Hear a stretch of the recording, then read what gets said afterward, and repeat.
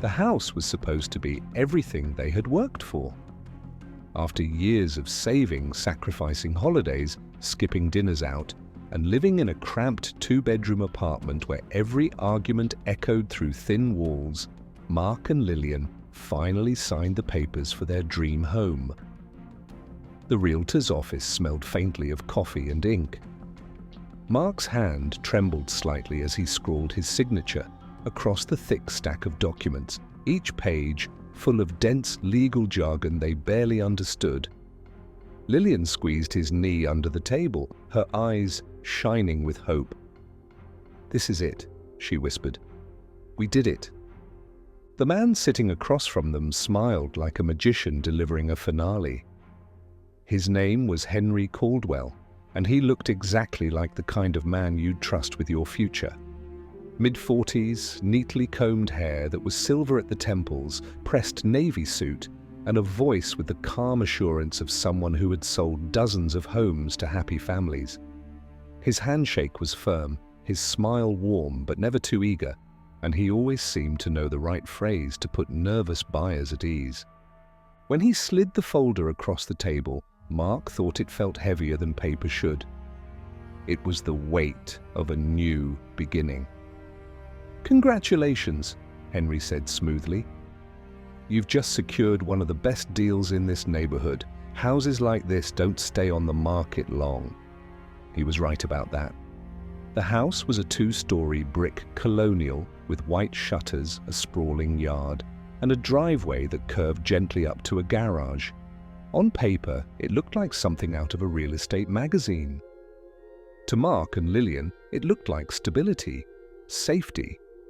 Their 5-year-old daughter Emma had already claimed the corner bedroom with the wide window that overlooked the backyard. When they first toured the place, she had stood there with her arms outstretched, declaring, "This will be my castle." Lillian laughed, and Mark, for once, didn't feel the tight knot of financial anxiety in his chest. The deposit nearly wiped them out.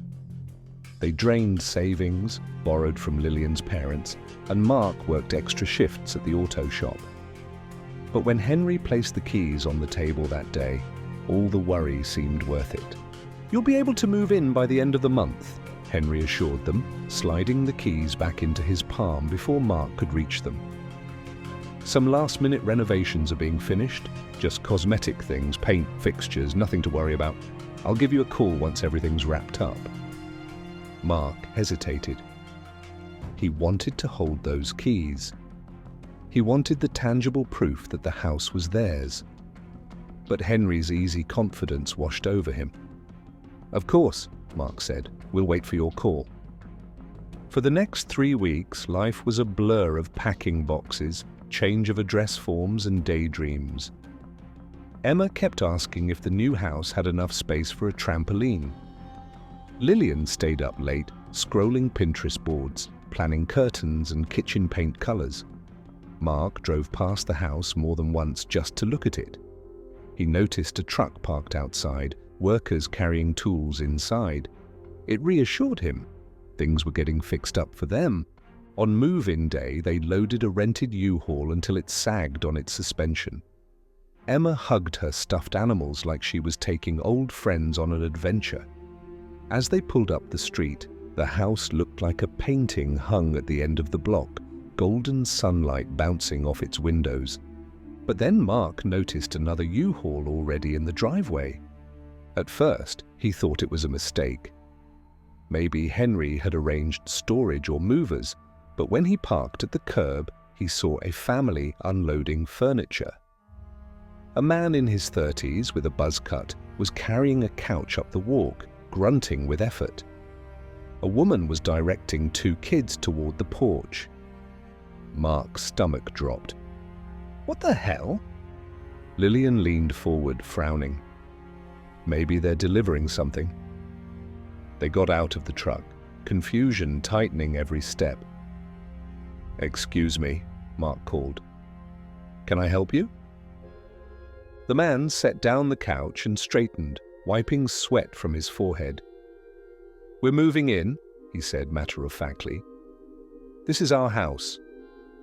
The words hit like a sledgehammer. "No," Mark said slowly, shaking his head. "This is our house. We signed the papers 3 weeks ago." The woman frowned. "That's impossible. We closed last week." They stared at each other, the air thick with disbelief. The kids froze on the porch, sensing something was wrong.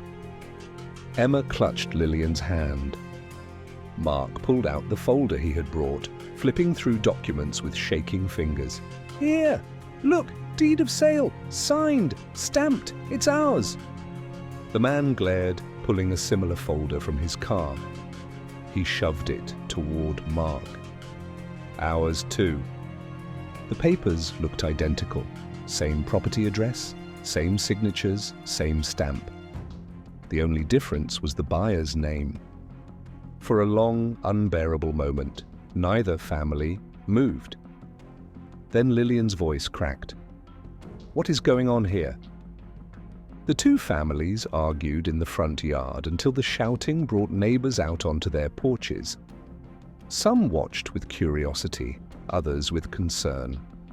A few whispered among themselves, as if this wasn't the first time they'd seen something strange at that address. Mark tried calling Henry. No answer. He tried again, leaving a voicemail so furious it barely made sense. The other man tried too, straight to voicemail. Eventually, the police arrived. 2 officers stood in the yard, arms folded, listening with growing impatience. "Look," one of them said finally, "this is a civil matter. You'll need to take it up in court." "In court?" Mark exploded. "We just want to move into our house." "Sir, I understand," the officer replied, in a flat tone that suggested he didn't understand at all. "But both of you have documents. We can't decide ownership here. Until a judge sorts this out, nobody's moving in." So the house sat there, beautiful and empty, as 2 families stood outside with their lives in boxes. That night, Mark and Lillian went back to their apartment in silence. Emma fell asleep on the couch, clutching her stuffed rabbit. Lillian paced the kitchen, tears streaking her cheeks. Mark sat with his head in his hands, phone on the table, waiting for a call that never came. 2 days later, another family showed up at the house. This time it was an older couple, smiling proudly as they pulled into the driveway with a small moving van. They walked up the steps, carrying a potted plant as a housewarming gift to themselves, only to find the buzz-cut man and his wife sitting on the porch with crossed arms. "What are you doing here?" the woman demanded. The couple froze. "We're moving in. This is our new house." And once again, documents were produced. Once again, they were perfect. Once again, Henry Caldwell's name appeared as the realtor who had sold the dream. By the end of the week, there were 4 families with claim to the same house. By the end of the month, there would be dozens. But Mark and Lillian didn't know that yet. All they knew was that something was terribly wrong, and the man who had promised them everything had vanished without a trace. One night, while Lillian was crying in the bedroom, Mark sat at the kitchen table with a beer and spread out all the paperwork. He traced the signatures, the stamps, the notary seals. It all looked so official, so real, but something in his gut told him they had been played. The phone buzzed. It was an unknown number. Mark answered instantly. "Mr. Holloway?" a voice asked, calm and professional. "Yes. Who is this?" "My name is Detective Alvarez. I think we need to talk about your house." Mark's pulse spiked. "Finally, what's going on? Why are there other families?" The detective cut him off. "Because, Mr. Holloway, you're not the only one. Right now, we have reports from at least 12 families claiming the same property, and we believe there are more." Mark's throat went dry. "How many more?" The detective's pause was long and heavy. "Enough that we're calling it one of the largest real estate frauds this state has ever seen." Mark looked toward the bedroom where Lillian was curled under the blankets. Emma's toys were stacked in boxes by the door. He felt like the floor had dropped out from under him. "How many families?" he asked again, his voice barely a whisper. The detective exhaled. "So far, 47. Detective Alvarez's words rattled in Mark's skull long after the call ended. 47 families, 47 people who thought they had found their forever home, only to discover they had been lured into the same trap. That night, Mark couldn't sleep.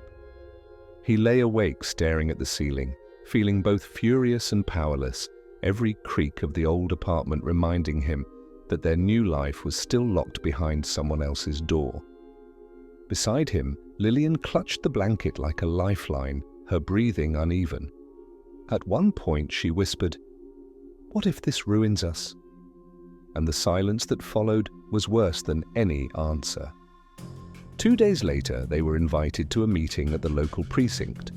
Families crowded into a fluorescent-lit community room, folding chairs arranged in rows that quickly filled.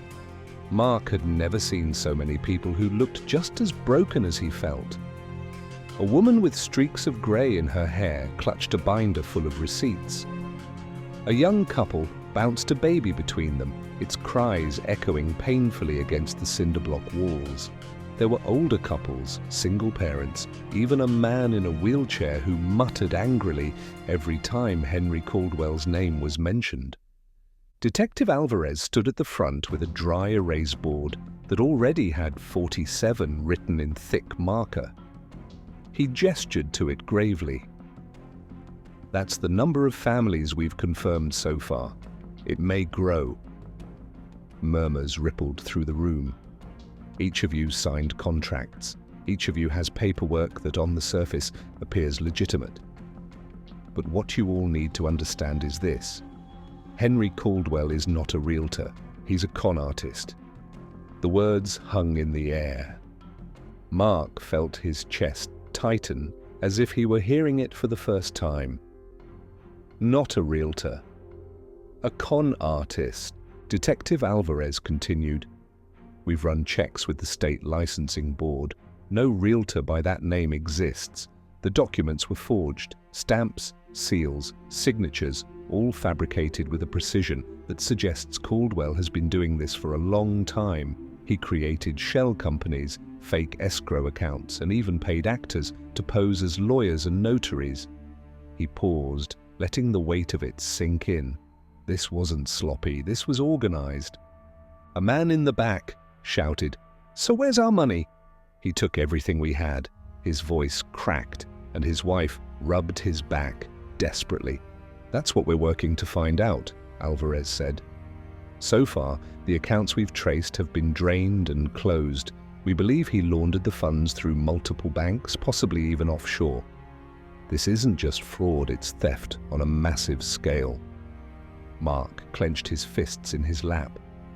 He had known they were scammed, but hearing the scale of it twisted his stomach. They weren't unlucky, they were victims of something far bigger. During a break, he wandered the hallway with Lillian. They spoke with another couple, Jordan and Stephanie, who had also been promised early move-in dates. Stephanie explained how they had sold nearly all their belongings, convinced they'd be in the new house within weeks. Now they were living in a motel, their savings gone. "He was so convincing," she said, her voice trembling. "He even remembered our kids' names. Who does that if they're lying?" "He remembered Emma's name too," Lillian whispered. That was the most unsettling part.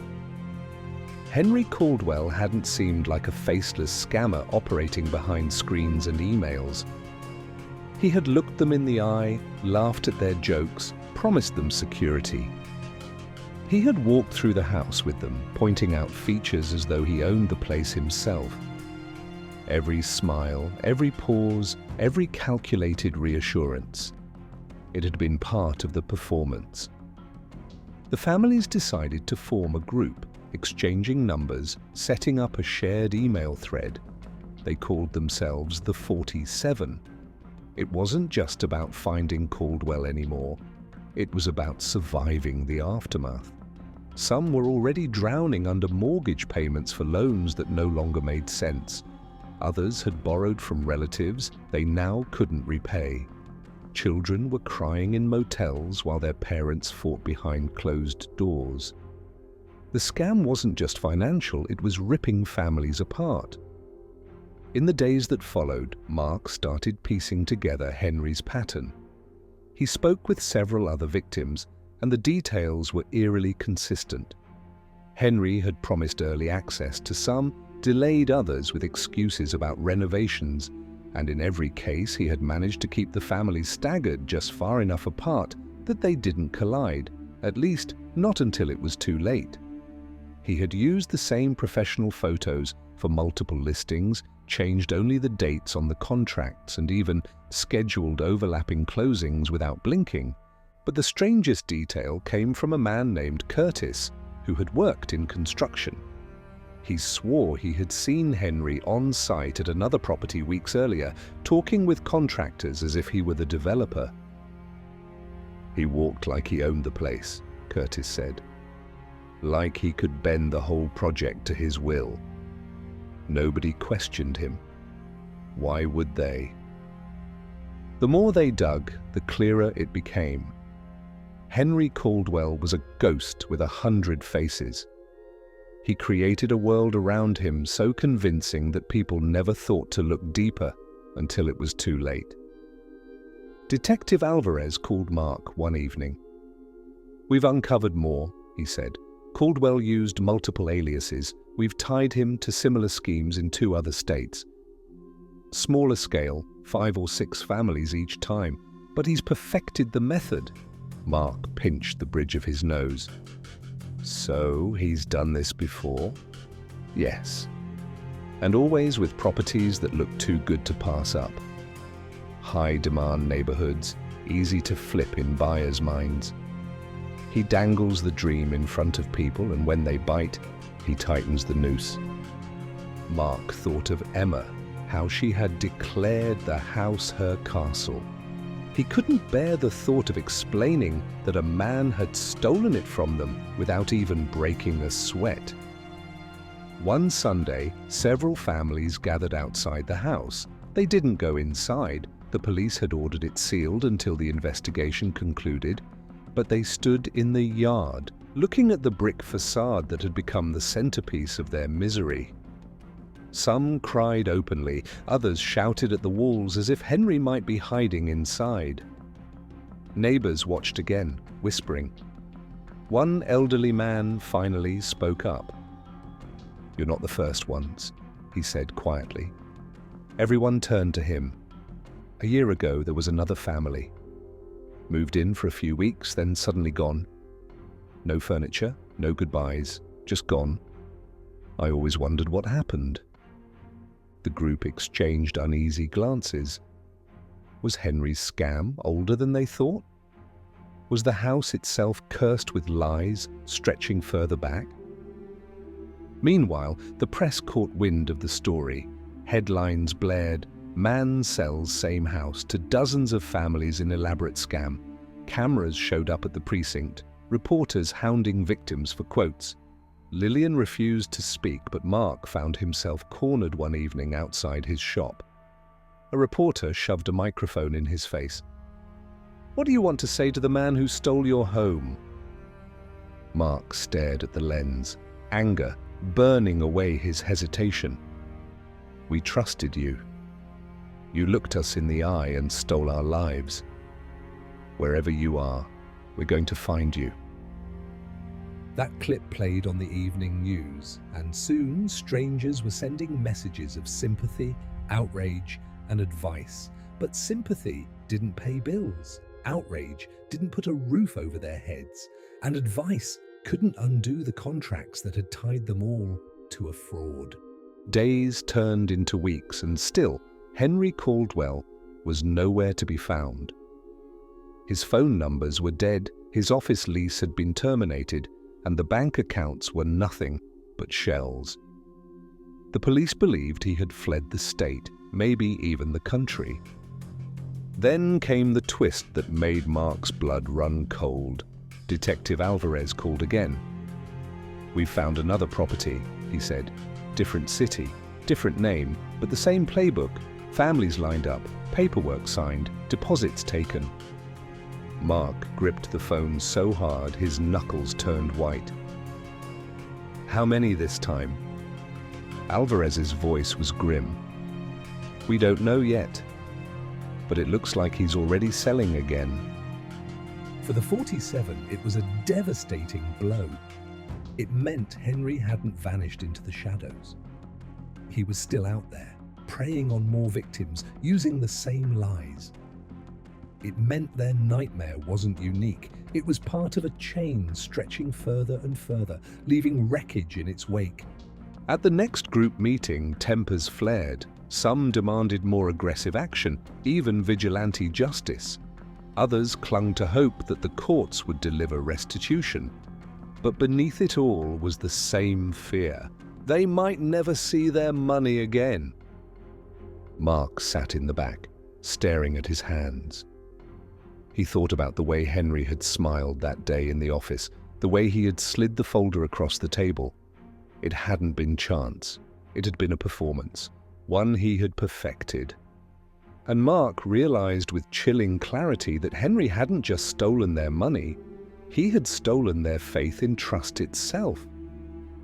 That night, Mark whispered to Lillian, "What if we never get it back? What if this is just our life now?" She didn't answer. She just turned away, tears soaking the pillow. But deep down, Mark knew this wasn't the end. Henry Caldwell was still out there, still conning, still smiling that warm, reassuring smile while he built empires of lies. And the hunt for him had only just begun. The first time more than 2 families showed up at the house at once, it looked like an awkward mistake. By the 3rd weekend, it looked like war.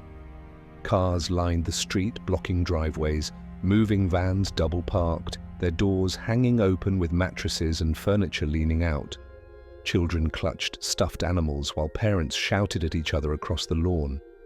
The house that had once seemed like a dream was now a battleground, its white shutters standing like teeth in the mouth of a beast, devouring everyone who came near. Mark and Lillian arrived in the middle of the chaos. They hadn't planned to, but word spread quickly through the 47 whenever someone caught wind of activity at the property. Mark parked 2 blocks away because the street was already jammed with vehicles.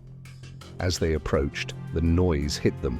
Screaming, crying, the bark of a police officer trying to calm a crowd that had no intention of listening.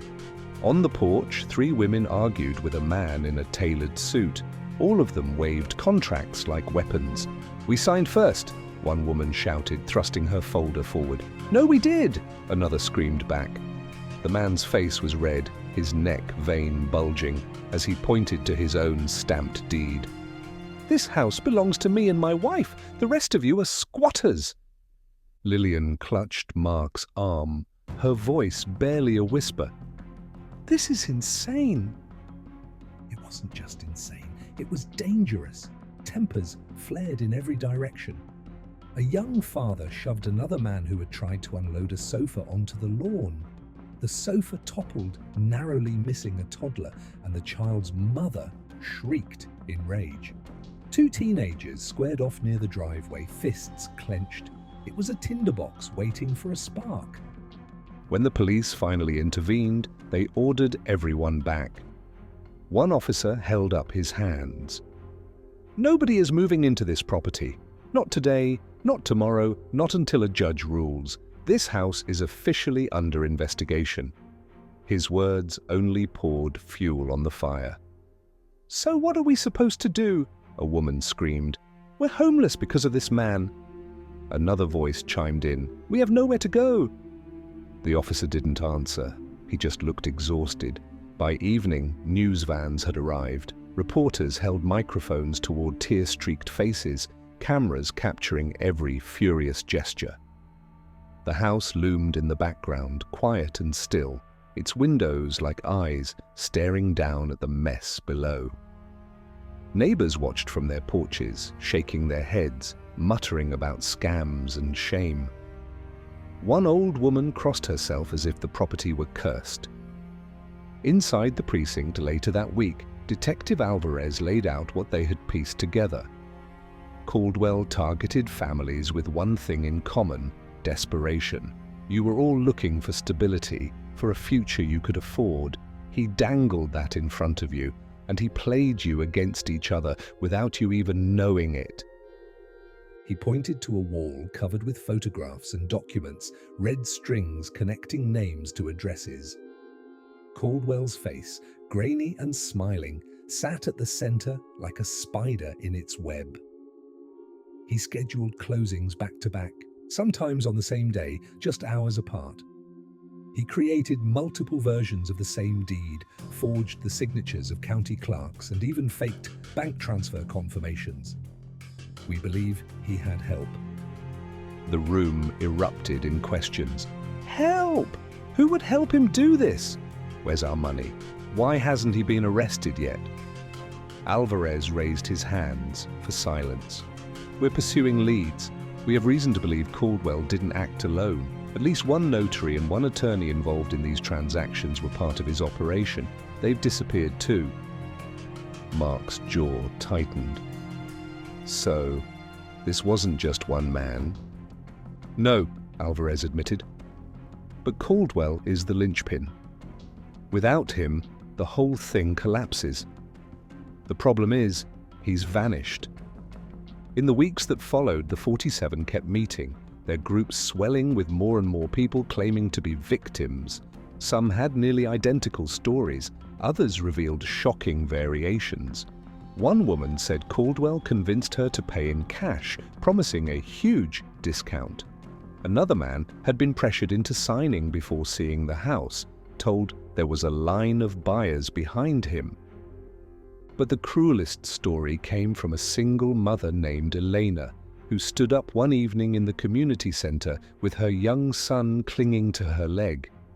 Her voice shook as she explained that she had taken a high-interest loan from a predatory lender just to afford the down payment.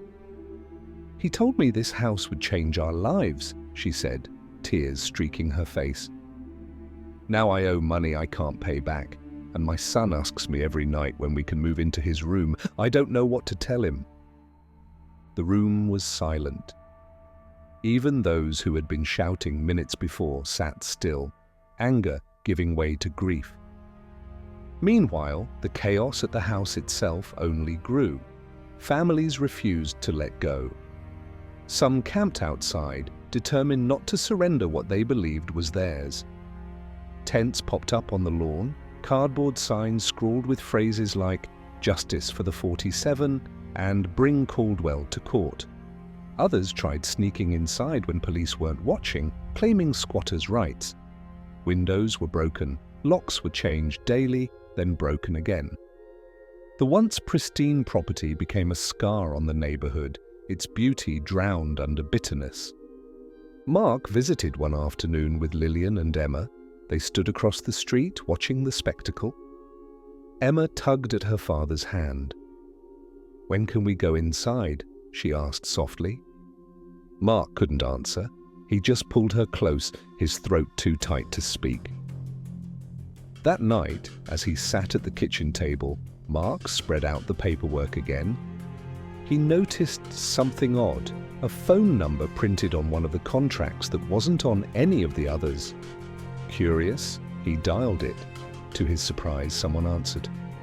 "Caldwell Realty, how can I help you?" The voice was female, polite. Mark's heart pounded. "Yes, I'm trying to reach Henry Caldwell." A pause. Then the woman replied smoothly, "Mr. Caldwell is currently unavailable. May I take a message?" Mark gripped the phone. "Listen to me. He scammed us. I know what he did. Tell him we're coming for him." There was a click as the line went dead. When he told Detective Alvarez, the detective frowned. "We've tried those numbers. They're burner lines. Someone's still maintaining the illusion. That means Caldwell isn't working alone. He's running a network." Mark felt sick. A network meant more victims, more families lured into the same trap. How many more houses had he sold? The answer came sooner than expected. One evening, the group gathered to hear Alvarez deliver the latest update. His face was drawn, eyes shadowed from lack of sleep. He cleared his throat. "We have new information.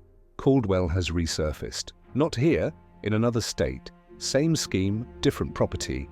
We believe he's already collected deposits from at least 20 families." Gasps filled the room. 20 more? Someone shouted. "Yes," Alvarez said grimly. "And he's using a new alias, different name, different company, but it's the same man, we're certain of it." The room exploded with fury. People demanded action, demanded answers. Some shouted about tracking him down themselves. Alvarez raised his voice. "I understand your anger, but you must let us handle this. He is dangerous, and he is not working alone." Mark stood, his voice louder than he expected. "Then find him before he does this to 50 more families, because right now it feels like he's untouchable." Alvarez met his eyes and didn't answer. That night, unable to sleep, Mark scrolled through forums and news articles about real estate scams. Buried in the comments of one story, he found a username that mentioned Caldwell's alias. The comment read, "I almost signed with him too." Something felt off. He disappeared when I asked about escrow. "Be careful, he's moving fast." Attached was a blurry photo, grainy but unmistakable. Henry Caldwell, or whatever his name was, walking into a cafe, sunglasses shielding his face. Mark stared at it for hours. He didn't know if it was recent, didn't know what city it was taken in, but it was proof. Caldwell wasn't a ghost. He was out there, breathing the same air, eating meals, smiling at strangers. And as long as he was free, the 47 would never rest. The next weekend, tensions at the house boiled over. Nearly 30 families showed up at once, each refusing to leave, each convinced they were the rightful owners. Shouts turned to shoves, shoves to punches. Someone threw a brick through a window. Police swarmed the scene, sirens wailing. Children cried as their parents were dragged apart. Cameras captured it all, broadcasting the chaos across the state. By nightfall, the house was boarded up, police tape strung across the yard. The dream was officially dead. Mark stood at the edge of the crowd, holding Emma in his arms. Lillian sobbed quietly beside him. He looked at the house one last time, its silhouette dark against the streetlights. He whispered into his daughter's hair, "We'll find him. I swear we'll find him." But even as he said it, his phone buzzed with a message from Alvarez. It was only 3 words, but they chilled him to the bone. When Detective Alvarez sent the message that Caldwell had disappeared again, it hit Mark harder than he expected. He thought by now he'd grown numb to disappointment, but the words pressed into him like knives. Every time they got close, Caldwell slipped away. Every time hope flickered, it was snuffed out. He wasn't a man anymore. He was a shadow, vanishing just when the light reached him. The 47's group meetings turned darker. Anger replaced hope. Shouting replaced planning. People argued about suing the banks, suing the state, suing anyone who had touched the paperwork. Others muttered about taking matters into their own hands. "Why are we waiting for the police?" one man growled. "We know his face. We know his methods. We could track him down ourselves." Mark didn't say it aloud, but the thought had already wormed its way into his brain. He couldn't look at Lillian anymore without feeling like he'd failed her. Emma had stopped asking when they'd move into their new house. She just avoided the boxes stacked in the corner of their apartment like they were tombstones. Every day was a reminder that Caldwell still walked free while their lives were on pause. Detective Alvarez tried to calm the group. We are working leads. We have reports from 3 states that match Caldwell's signature. He's using at least 4 different names now, possibly more. Every time we close in, he's one step ahead. His voice was steady, but his eyes betrayed the frustration of a man chasing a ghost. But listen to me, ghosts make mistakes, and when he does, we'll be there. But Caldwell wasn't making mistakes. If anything, he was getting bolder. News articles popped up about similar scams in neighboring cities. A family in Ohio swore he sold them a farmhouse.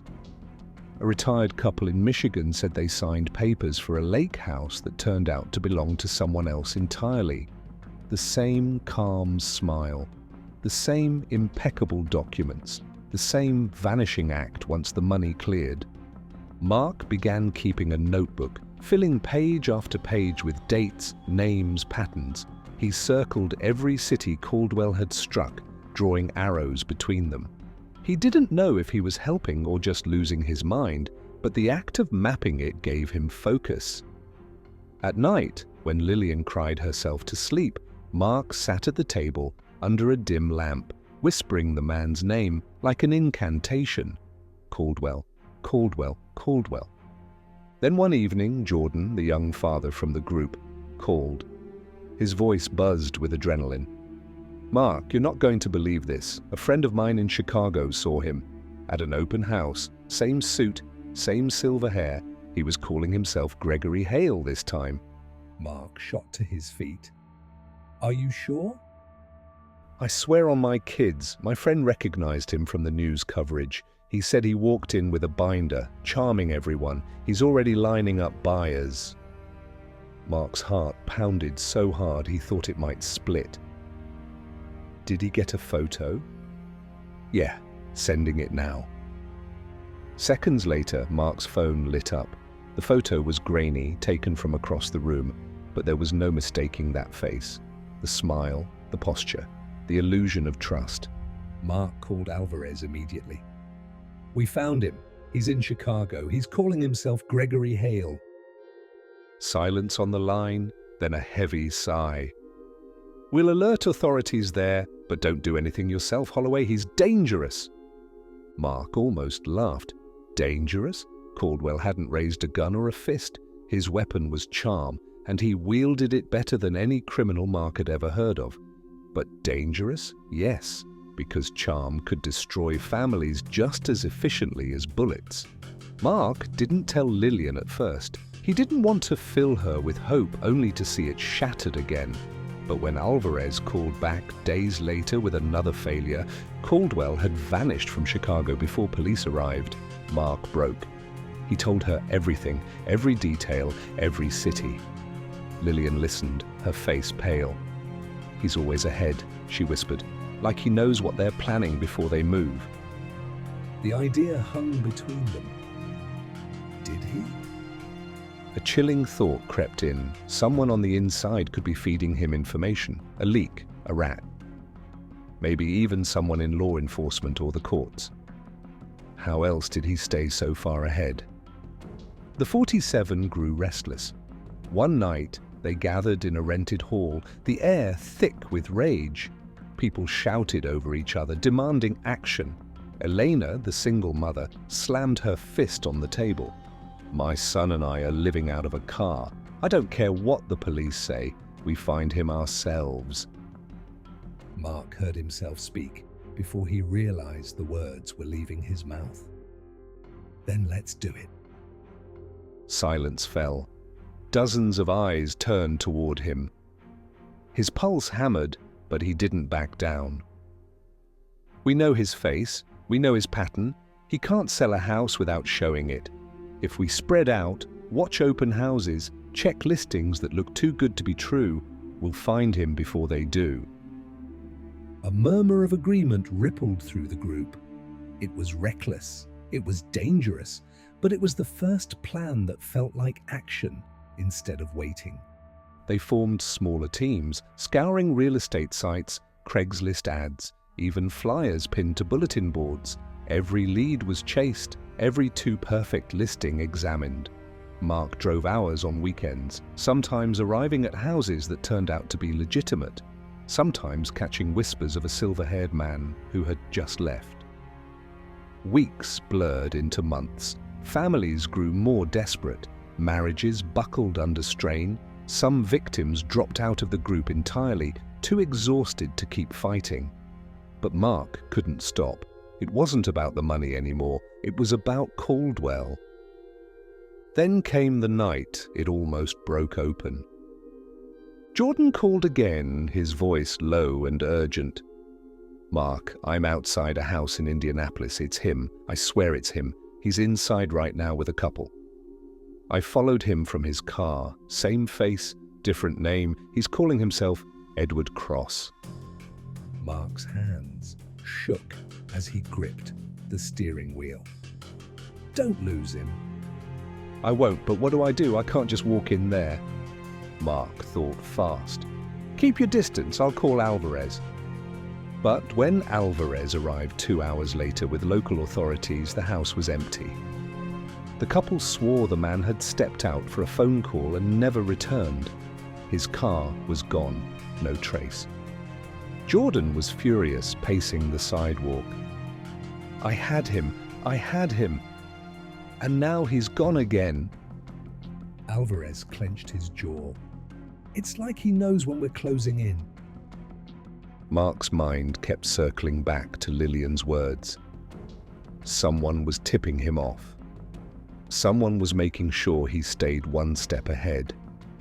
The group was unraveling. Meetings turned into shouting matches. Some accused Alvarez of incompetence. Others suspected a mole within the 47 itself. "Maybe one of you is feeding him," a man snarled. The accusation sparked a screaming match that ended with chairs slammed against the wall. Mark sat in silence, the chaos buzzing around him. He thought about Emma's quiet eyes, about Lillian's tears, about the hollow space in their lives where a home should have been. And then he thought about Henry Caldwell, Gregory Hale, Edward Cross, whatever name he wore this week, smiling as he walked free. The hunt stretched on. Rumors placed him in Texas, then Arizona, then Florida. Each time authorities moved, he slipped away. Each time, the 47 grew angrier, more desperate. And then one night, everything changed. Mark was dozing on the couch when his phone buzzed. A message from an unknown number lit up the screen. 3 words, "He's in Atlanta." Mark jolted upright. He called back immediately, but the number was disconnected. He stared at the screen, his pulse racing. Who sent it? Was it a trap? Or was it the break they had been waiting for? Lillian woke, rubbing her eyes. "What is it?" Mark showed her the message. Her face drained of color. "Atlanta."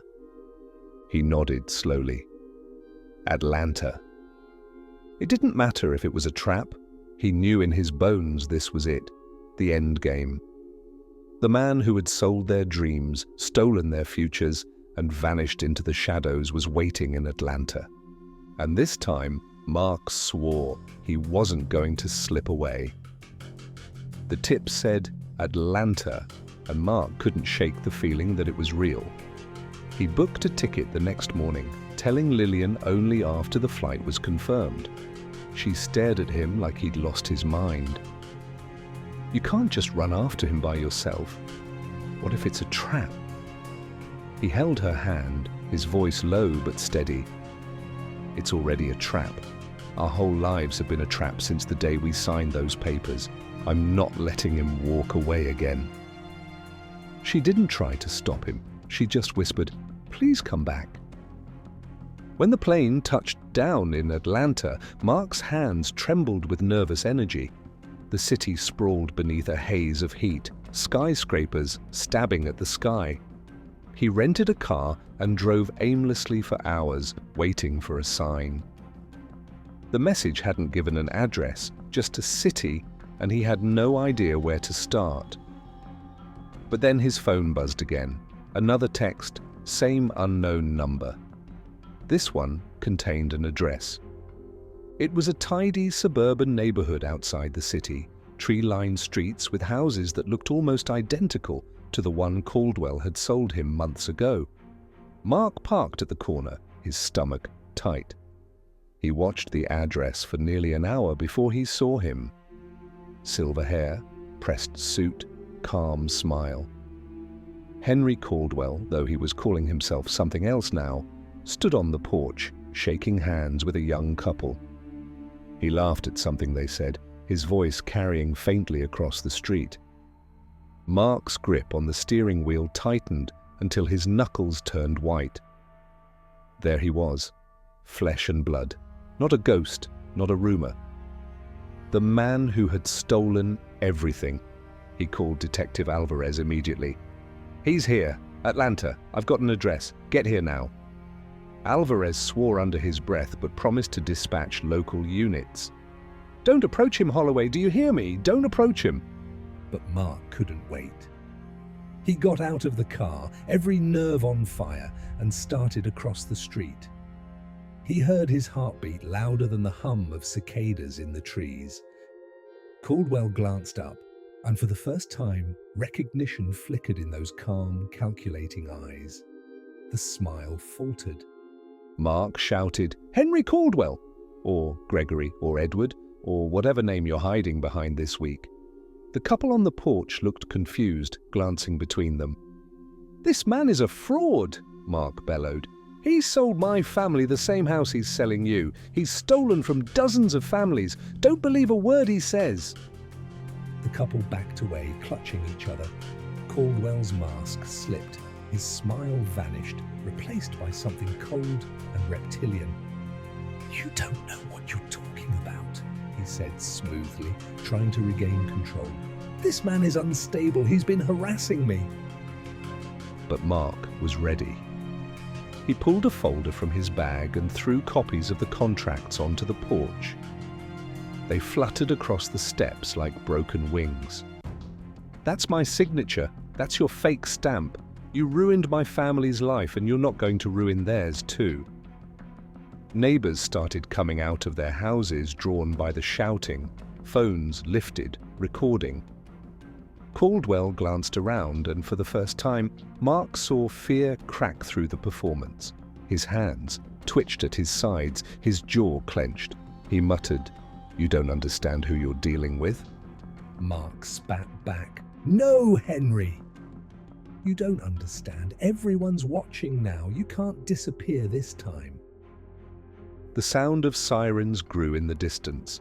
Caldwell's eyes darted, calculating escape routes, but the crowd was closing in. A teenager filming shouted, "That's the guy from the news, the scammer!" The couple on the porch held each other tightly, horrified.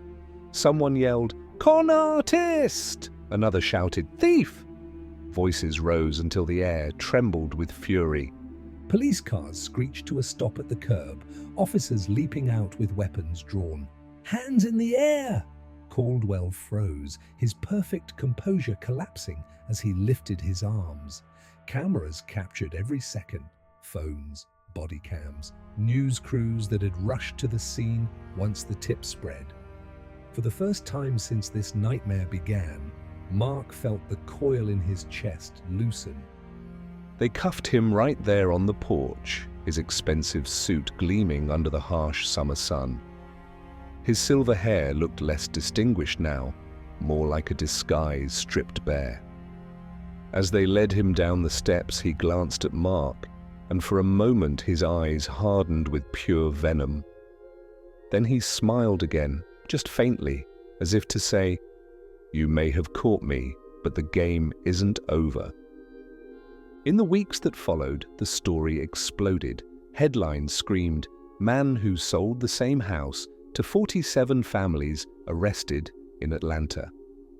News clips showed Caldwell being marched into court, his wrists bound, his smile gone. Reporters dug into his past, unearthing aliases, offshore accounts, and a trail of scams stretching back over a decade.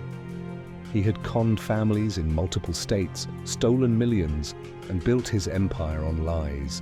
The trial was the circus everyone expected.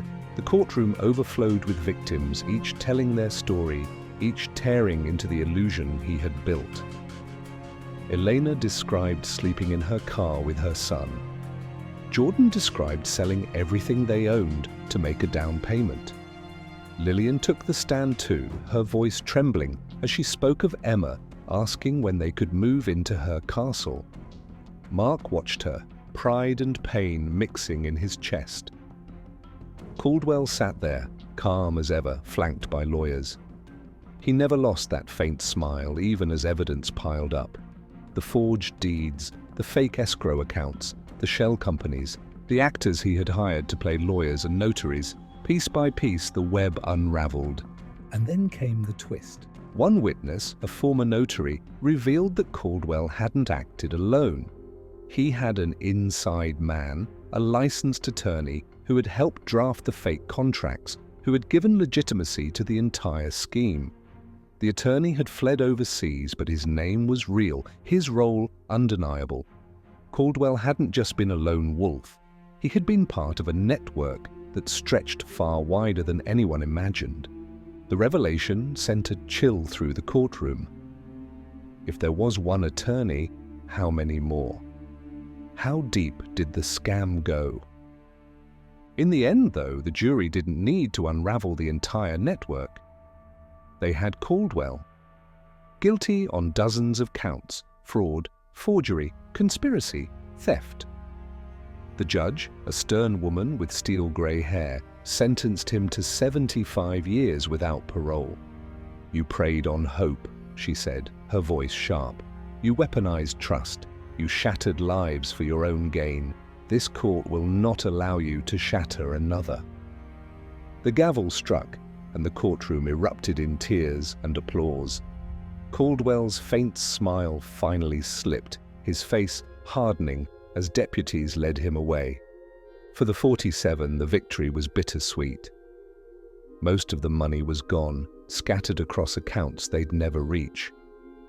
The houses they thought they bought were never theirs. Families still faced debt, still lived in apartments or motels, still bore scars that money could never heal. But there was justice. There was closure. The man who had haunted them was behind bars. Outside the courthouse, Mark stood with Lillian and Emma. Cameras crowded them, reporters shouting questions. But for once, Mark didn't feel like prey. He lifted Emma into his arms, kissed her forehead, and whispered, "It's over." But even as he said it, a strange unease lingered. He remembered Caldwell's smile as the cuffs tightened. That smile hadn't been fear.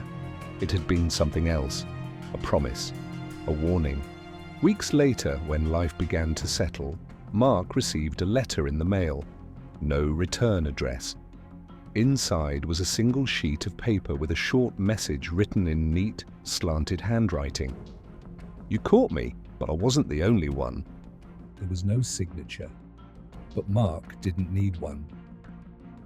He folded the letter slowly, staring out the window as Emma played on the floor. Lillian hummed softly in the kitchen. The sun was warm, the apartment quiet. But the shadow of Henry Caldwell lingered, stretching far beyond one man, far beyond one house. And deep down, Mark knew the truth. The scammer was gone, but the system that let him thrive was still out there. Somewhere, someone else was already picking up where he left off. For the 47, the nightmare was over. But for the world, the story had only just begun.